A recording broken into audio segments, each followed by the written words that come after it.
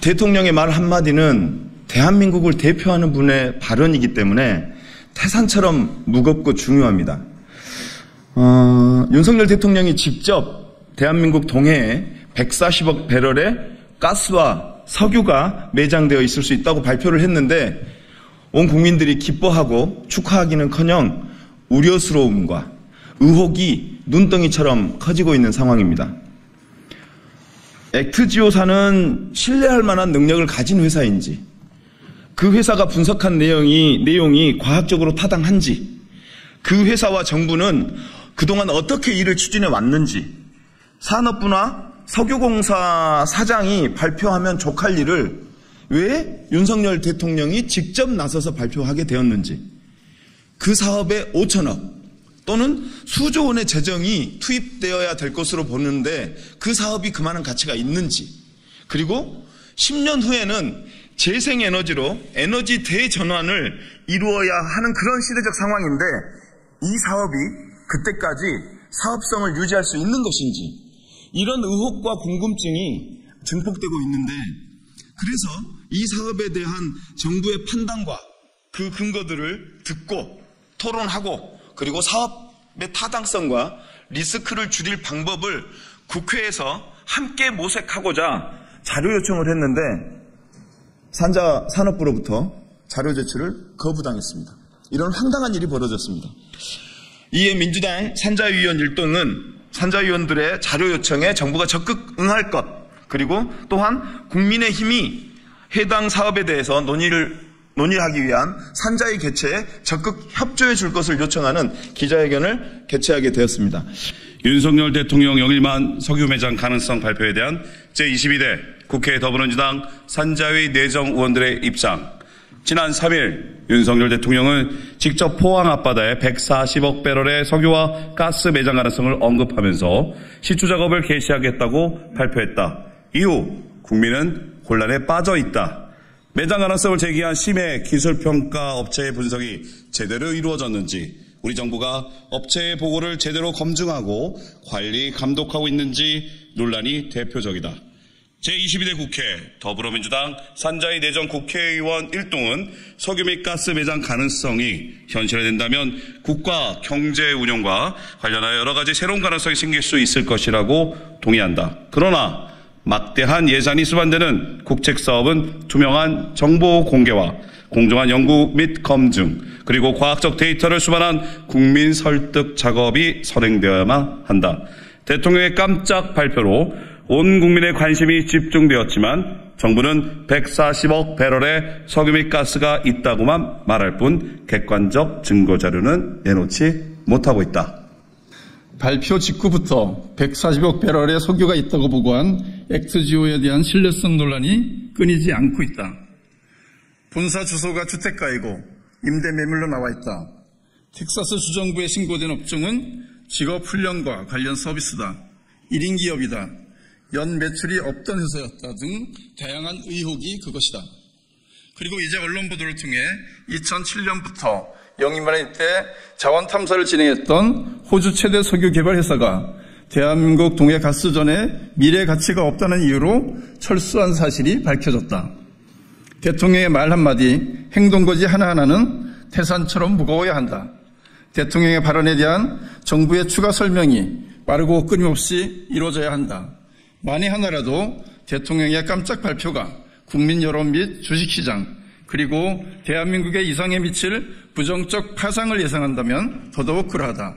이런 점에서 대통령의 4분 깜짝 발표 이후 물리탐사 결과만으로 매장 가치가 현 시점에서 삼성전자 시가총액 5배 수준이라고 언급한 산업부 장관의 발언은 매우 부적절했다. 상업성이 담보된 확인 매장량이 아닌 추정치인 탐사 자원량을 윤석열 대통령이 직접 발표한 것이 과연 적절했는가? 국내 대륙경 유망구조 탐사를 위한 투자비가 이미 반영되어 있는 상황이 아니었는가? 우리는 이번 석유 매장 가능성 발표가 총선 참패, 국정 지지율 하락에 따른 국면 돌파용 카드가 아닌지에 대한 의혹을 지울 수 없다. 윤석열 대통령이 발표한 140억 배럴 가능성은 말 그대로 상업성이 담보된 확인 매장량이 아닌 탐사 자원량이다.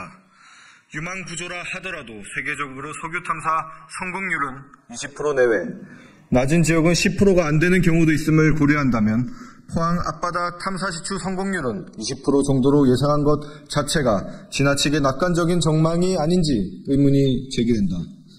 경제성 확보가 무엇보다 중요하다. 실제 매장량도 중요하지만 석유가스 채굴 원가가 적어도 생산 당시 국제유가 천연가스 가격보다 낮아야 할 것이다.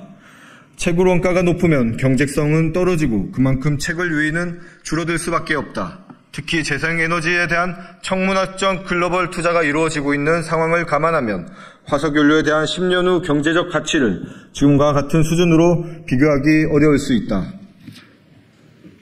석유 및 가스 시추와 관련 정부는 국민에게 그동안 축적된 동해심해 탐사 자료에 대한 업체 심층 분석 결과를 투명하게 국민에게 공개할 의무가 있다. 또한 국회는 정부를 상대로 정책에 대한 자료를 요구하고 정책이 제대로 이루어지고 있는지 검증할 의무와 권리가 있다.